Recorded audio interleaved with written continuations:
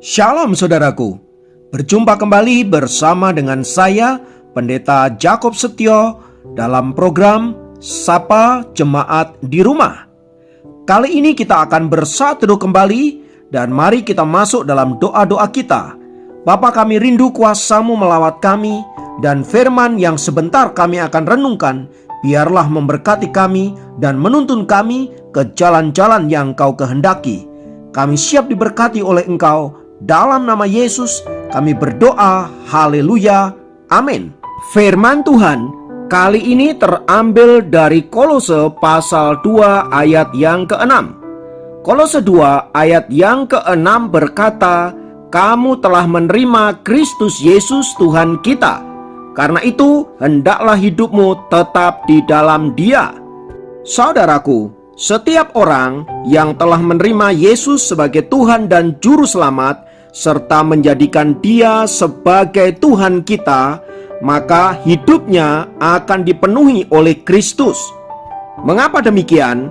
Karena pada prinsipnya ketika seseorang menyerahkan hidupnya kepada Tuhan, sejak saat itu hidupnya telah menjadi milik daripada Allah. Karena Allah adalah pemilik daripada hidup orang-orang percaya, maka Dialah yang seharusnya mengatur sepenuhnya kehidupan setiap orang percaya. Dia yang akan menuntun, Dia yang akan mengarahkan, serta Dia yang akan membawa kepada tujuan yang telah Ia tetapkan sendiri bagi setiap orang percaya. Oleh sebab itu, saudaraku, saya percaya setiap orang yang sudah ada di dalam Tuhan, paling tidak dia memiliki ciri-ciri sebagai anak-anak Allah. Dan untuk kita memiliki ciri-ciri tersebut, ada beberapa poin yang perlu kita perhatikan. Yang pertama, tetaplah hidup di dalam Dia. Tuhan menginginkan hidup kita ada di dalam Dia dengan tujuan agar kita bisa berbuah. Namun sayangnya, ada begitu banyak anak-anak Tuhan yang rindu berbuah di dalam Kristus, tetapi ia tidak mau tinggal di dalam Dia. Itu berarti ia rindu untuk hidup dalam perkenanan Allah. Ia rindu menyenangkan Tuhan, namun ia tidak bersedia untuk hidup mentaati firman-Nya. Hal ini tentu saja tidak boleh demikian, saudaraku. Sebab apabila kita rindu berbuah, maka kita harus tetap tinggal di dalam Dia, tinggal di dalam firman-Nya, dengan cara mempraktekkan firman Allah yang kita dengar dan yang kita pelajari. Yang kedua, berakarlah di dalam Dia. Akar adalah sebuah kebutuhan yang vital bagi sebuah tanaman. Kekuatan sebuah pohon atau tanaman sangat bergantung pada kekuatan akarnya. Dan kekuatan akarnya juga sangat dipengaruhi oleh tanah yang ada di sekitarnya.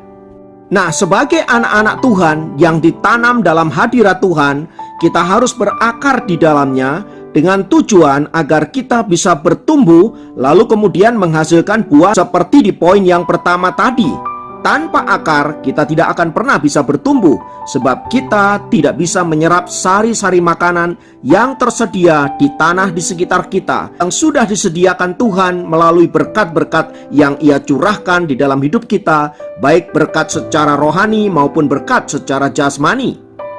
Oleh karena itu, saudaraku, berakarlah di dalam Dia. Yang ketiga, dibangun di atas Dia. Setiap orang yang rindu membangun sesuatu harus mempersiapkan fondasinya.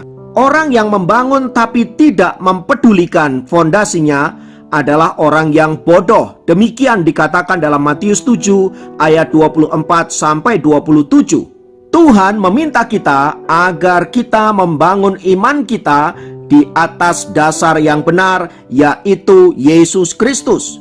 Tanpa Kristus, apapun yang kita bangun di atasnya pastilah suatu kali akan roboh dan hancur, dan pada akhirnya kita pasti akan binasa. Yang keempat, membangun intimasi dengan Tuhan. Ketika kita jatuh cinta untuk pertama kalinya kepada Tuhan, kita begitu membenci segala dosa dan hal-hal yang berkaitan dengan duniawi. Kita ingin senantiasa hidup dekat dengan Dia, mendengarkan suaranya, dan rindu melakukan perintah-perintahnya. Namun seiring dengan waktu, cinta yang mula-mula itu bisa diguncangkan oleh berbagai keadaan, kesulitan, tantangan hidup, dan lain sebagainya. Tak jarang karena sakit penyakit, karena masalah ekonomi, karena masalah pasangan hidup, kita pelan-pelan mulai meninggalkan Tuhan, dan cinta mula-mula kita mulai luntur, dan ujungnya kita sama sekali tidak berpaut kepada Tuhan dan meninggalkan Yesus yang adalah Tuhan dan Juru Selamat bagi hidup kita. Oleh karena itu saudara, kita perlu terus-menerus membangun intimasi dengan Tuhan, membangun cinta kita kepada Tuhan dengan cara hidup di dalam penyembahan kita, hidup di dalam perenungan firman Tuhan dan doa-doa kita, dan senantiasa memiliki kerinduan untuk melakukan firman-Nya. Yang kelima, yang tidak boleh dilupakan setiap orang percaya adalah hati yang senantiasa dipenuhi dengan ucapan syukur. Coba kita renungkan, jika dihitung-hitung, apa sih yang lebih banyak keluar dari mulut kita? Apakah ucapan syukur atau justru sungut-sungut? Kehidupan yang begitu sulit, keadaan ekonomi yang berat, serta situasi sosial yang membuat kita merasa tertekan dan stressing, seringkali membuat kita bersungut-sungut di hadapan Allah. Boro-boro kita bersyukur saudaraku. Yang terjadi seringkali justru kita menyalahkan keadaan, menyalahkan orang lain, menyalahkan situasi, dan pada ujungnya kita menyalahkan Tuhan. Kita bersungut-sungut untuk keadaan yang sedang kita alami. Persis seperti bangsa Israel ketika mereka ada di padang gurun. Sekalipun Allah menyertai mereka dengan berkat-berkat-Nya, Allah menyertai mereka dengan kuasa-Nya, bahkan mukjizat-mukjizat-Nya ditunjukkan di depan mata mereka, itu semua tidak mempengaruhi pola pikir mereka. Yang ada justru mereka bersungut-sungut, terlebih saat mereka menghadapi situasi yang sulit. Nah, hal yang sama juga seringkali dialami oleh anak-anak Tuhan. Karena kesulitan, karena keadaan yang berat, karena situasi yang tidak nyaman, seringkali menjadi alasan untuk kita bersungut-sungut. Namun firman Tuhan mengingatkan kita, apapun keadaannya, mari kita belajar bersyukur. Sebab di dalam ucapan syukur itu, saudaraku, ada kekuatan Allah yang luar biasa. Ketika kita bersyukur, saudara-saudara, maka kita sebenarnya sedang mengakui kedaulatan Allah dalam hidup kita. Ketika kita bersyukur, kita sedang mengakui kekuasaan Allah yang tak terbatas itu dalam hidup kita. Dengan demikian, kita mempersilahkan Tuhan untuk berkarya seluas-luasnya dalam hidup kita. Karena itu, bersyukurlah untuk segala sesuatu yang sedang engkau alami. Kiranya 5 poin ini menolong kita untuk senantiasa menjadikan kita sebagai pribadi-pribadi yang telah menerima Kristus. Hendaklah hidup kita tetap di dalam Dia. Mari kita berdoa. Tuhan, kami bersyukur untuk anugerah-Mu, untuk karya-Mu, dan kami membawa hidup kami ke dalam tangan pengasihan-Mu. Kami bersyukur karena anugerah-Mu, kami telah menerima Engkau sebagai Tuhan dan Juru Selamat kami, dan biarlah itu tetap demikian di dalam hidup kami. Maka sekarang Tuhan, kiranya Engkau memberkati hidup kami, agar hidup kami senantiasa ada dalam perkenan-Mu. Terpujilah nama-Mu kekal selamanya. Dalam nama Yesus kami berdoa. Haleluya. Amin. Demikian program Sapa Jemaat kali ini. Sampai jumpa dalam program Sapa Jemaat yang lain. Tuhan Yesus memberkati.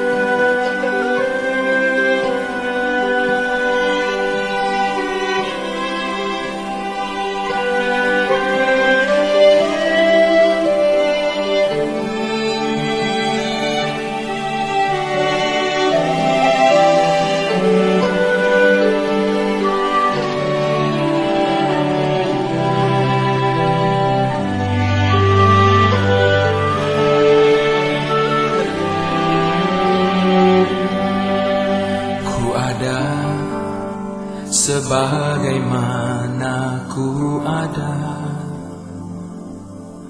berdiri menghadap tatamu Bapa, semua karena anugerah-Mu yang telah selamatkan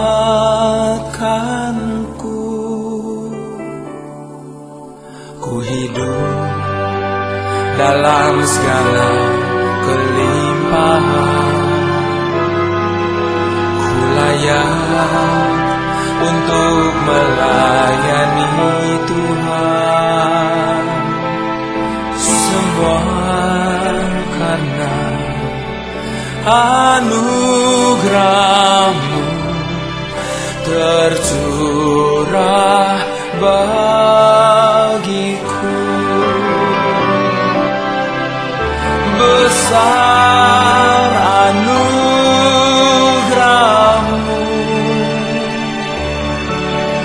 berlimpah kasih-Mu, semakin hari semakin bertambah besar anugerah-Mu.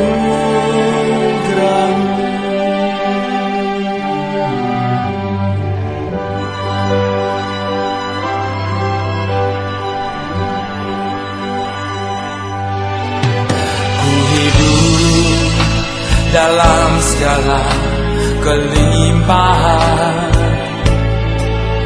ku layak untuk melayani Tuhan, semua karena anugerah-Mu tercurah bagiku.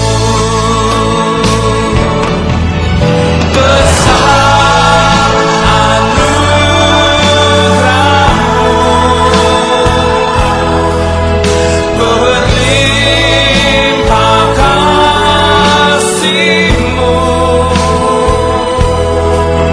semakin hari semakin bertambah besar anugerah-Mu.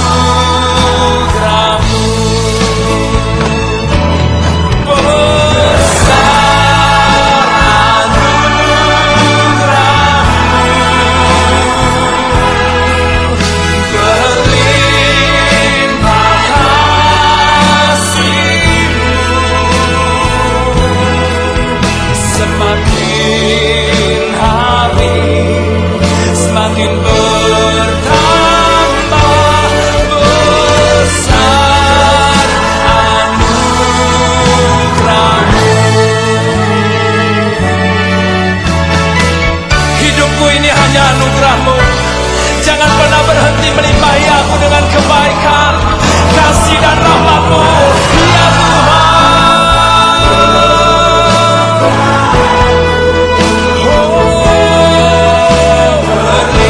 Berlimpah kasih-Mu, semakin hari semakin